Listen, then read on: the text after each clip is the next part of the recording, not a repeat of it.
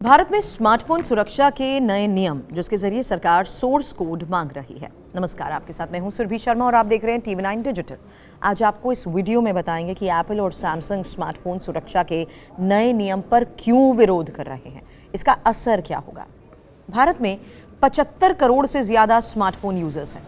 Online fraud, data leak, cyber attack के मामले भी तेजी से बढ़ रहे हैं और इसी को रोकने के लिए भारत सरकार टेलीकॉम सिक्योरिटी एश्योरेंस रिक्वायरमेंट्स यानी ITSAR के तहत 83 नए सुरक्षा मानक लागू करने की तैयारी में है।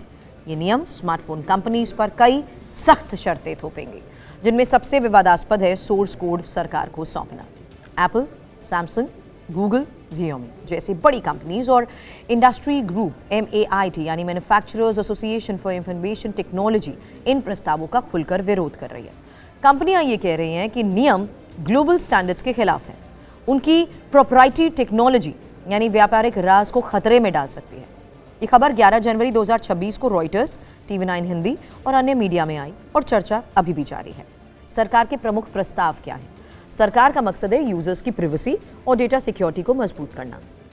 इसमें सोर्स कोड शेयर करना मुख्य पॉइंट्स अब आपके सामने रखूंगे, क्योंकि स्मार्टफोन का पूरा सोर्स कोड यानी सॉफ्टवेयर का ब्लूप्रिंट सरकार की लैब्स में जमा करना होगा ताकि कमजोरियां चेक की जा सकें।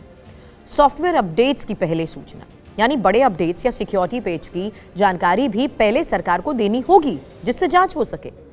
12 महीने के सिस्टम लॉग स्टोर करना, फोन में कम से कम 1 साल तक सिस्टम लॉग्स रखने होंगे ताकि कोई खराबी या अटैक की जांच हो सके। प्री इंस्टॉल्ड ऐप्स हटाने और परमिशन कंट्रोल, बैकग्राउंड में कैमरा, माइक का गलत इस्तेमाल रोकना, छिपे खतरनाक ऐप्स को ब्लॉक करना। साथ ही मैलवेयर स्कैनिंग, लगातार मैलवेयर चेक करने की सुविधा, लेकिन कंपनियां कहती हैं कि इससे बैटरी जल्द खत्म होगी। ये नियम MEITY यानी ministry of electronics and IT और संबंधित एजेंसीज के तहत तैयार किए जा रहे हैं। हालांकि एप्पल, सैमसंग और अन्य कंपनियां विरोध क्यों कर रही है, ये भी जानिए। Security risk, source code leak होने पर हैकर्स आसानी से फोन में घुस सकते हैं, जिससे यूजर्स की प्राइवेसी और डिवाइस सिक्योरिटी कमजोर हो जाएगी। प्रोप्राइटरी जानकारी का खतरा यानी सोर्स कोड कंपनीज का सबसे कीमती राज।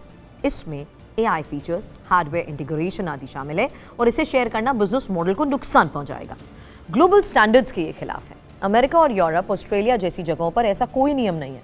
कंपनीज कहती हैं कि ये अनहर्ड ऑफ, कभी नहीं सुना है। हालांकि अपडेट्स में देरी, हर बड़े अपडेट के लिए सरकार की मंजूरी लेनी पड़ेगी, जो इमरजेंसी पैच यानी 0 डे एक्सप्लॉइट्स के लिए मुश्किल होगा। यूजर्स असुरक्षित रह सकते हैं। बैटरी और परफॉर्मेंस इशू के तहत लगातार स्कैनिंग से बैटरी ड्रेन और यूजर एक्सपीरियंस भी खराब होगा। अब असर क्या होगा, ये एक बहुत बड़ा सवाल है। और यूजर्स के लिए असर क्या?